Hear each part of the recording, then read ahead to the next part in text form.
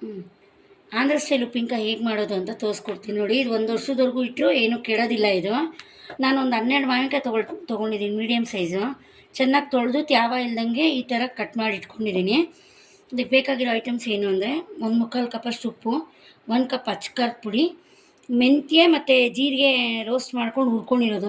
ಮೆಂತ್ಯ 3 ಸ್ಪೂನು, ಜೀರಿಗೆ 4 spoon dry roast ಮಾಡಿ ಹುರ್ಕೊಂಡಿರೋದು. ಬೆಳ್ಳುಳ್ಳಿ 1 ಕಪ್ಪಷ್ಟು ಬೆಳ್ಳುಳ್ಳಿ, ಜೀರಿಗೆ ಮತ್ತು ಸಾಸಿವೆ ಒಗ್ಗರಣೆಗೆ. ಸಾಸಿವೆ ಹಂಗೆ ಪೌಡ್ರ್ ಮಾಡಿರೋದು, ಇದೇನು ಡ್ರೈ ರೋಸ್ಟ್ ಏನು ಮಾಡ್ಕೊಂಡಿಲ್ಲ, ಹಂಗೆ ಪೌಡ್ರ್ ಮಾಡ್ಕೊಂಡಿರೋದು. ಒಗ್ಗರಣೆಗೆ 1/4 kg ಜಾಸ್ತಿ ಆಗೋಷ್ಟು ಎಣ್ಣೆ ಇಟ್ಟಿದ್ದೀನಿ. ಇದಕ್ಕೆ ಎಣ್ಣೆ ಜಾಸ್ತಿ ಹಾಕಬೇಕು. ನಾವು ಎಣ್ಣೆ ಎಷ್ಟು ಹಾಕ್ತೀವೋ ಅಷ್ಟು ಅದು ಚೆನ್ನಾಗಿರುತ್ತೆ. ಇವಾಗ ಎಣ್ಣೆ ಕಾದಿದೆ, ಈ ಸಾಸಿವೆ ಜೀರಿಗೆ ಒಗ್ಗರಣೆಗೆ ಹಾಕ್ಕೊಳ್ತೀನಿ.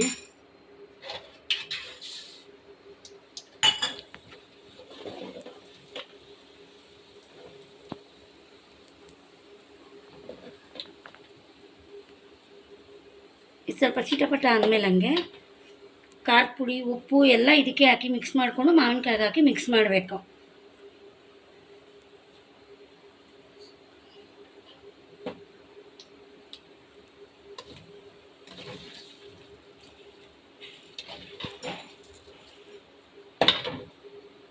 ನೋಡಿ ಖಾರದ ಪುಡಿ,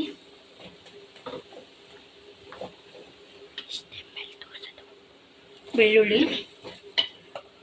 ನೀವು ಬೇಕು ಅಂದರೆ ಇನ್ನೂ ಎಷ್ಟು ಹಾಕ್ಕೊಳ್ತೀರೋ ಅಷ್ಟು ಚೆನ್ನಾಗಿರುತ್ತೆ. ಮೆಂತ್ಯ ಮತ್ತು ಜೀರಿಗೆ ರೋಸ್ಟ್ ಮಾಡಿ ಹುರಿದಿಟ್ಕೊಂಡಿದ್ನಲ್ಲ ಅದ್ರ ಪೌಡರು, ಸಾಸಿವೆ ಪೌಡರು,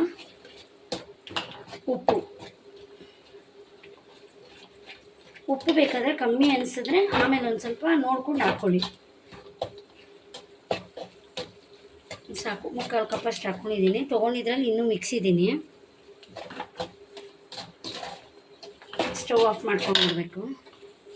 ಈಗ ಮಾವಿನಕಾಯಿನ ಇದಕ್ಕೆ ಹಾಕ್ಕೊಳ್ಬೇಕು. ಯಾವುದೇ ಸ್ಟೀಲ್ ಬಾಕ್ಸ್ಗಾಗಲಿ ಇಲ್ಲ ಇದಕ್ಕೆ ಈ ಥರದಕ್ಕೆಲ್ಲ ಹಾಕ್ಬೇಡಿ. ಪ್ಲಾಸ್ಟಿಕ್ ಬಕೆಟು ಇಲ್ಲ ಪ್ಲಾಸ್ಟಿಕ್ ಬಾಕ್ಸಿಗೆ ಮಾತ್ರ ಹಾಕಿ ಮುಚ್ಚಿಡಿ.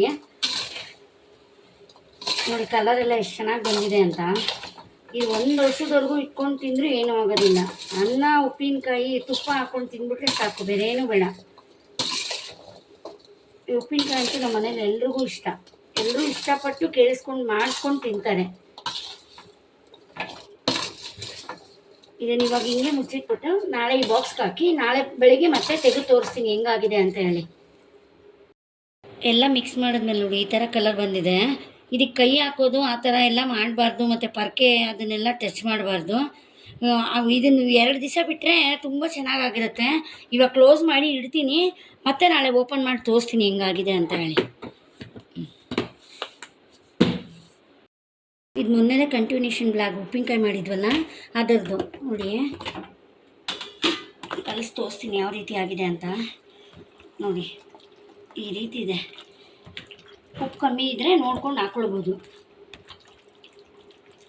ನೋಡಿ 1 ವರ್ಷದವರೆಗೂ ಸ್ಟೋರ್ ಮಾಡಿಟ್ರೆ ಇದೇನು ಕೆಡೋದಿಲ್ಲ, ತುಂಬ ಚೆನ್ನಾಗಿರುತ್ತೆ. ಒಂದು ಸಲ ಟ್ರೈ ಮಾಡಿ ನೋಡಿ.